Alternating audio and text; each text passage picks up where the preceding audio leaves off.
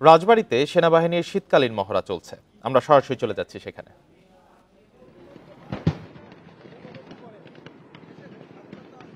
সুধী, আক্রমণের সময় আক্রমণকারী বাহিনীর সাহস এবং ক্ষিপ্রতার কোনো প্রকার কমতি থাকা যাবে না। আমরা লক্ষ্য করে দেখতে পাচ্ছি উজ্জীবিত সৈন্যরা নিজেদের প্রাণের মায়া ভুলে গিয়ে অকুতোভয় উদ্দীপনা নিয়ে একের পর এক শত্রু অবস্থান ঘায়েল করছে।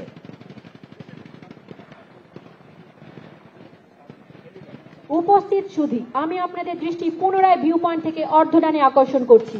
আপনারা দেখতে পাচ্ছেন ক্যাজুয়ালিটি ইভাকুয়েশন চেইন অনুসরণ করে হেলিকপ্টার যোগে গুরুতর আহত সৈন্যদের উন্নত চিকিৎসার জন্য স্থানান্তরিত করা হচ্ছে।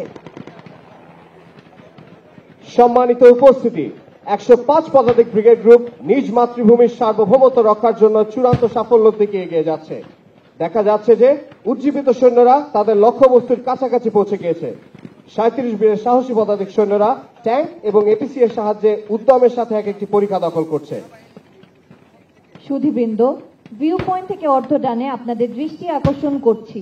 আপনারা দেখতে পাচ্ছেন যে ঠিক এই মুহূর্তে আর্মার্ড রিকভারি ভেহিকেল দ্বারা ক্ষতিগ্রস্ত T-59G দুর্জয় ট্যাঙ্কটিকে উদ্ধার করে একটি নিরাপদ স্থানে সরিয়ে নিয়ে যাওয়া হচ্ছে।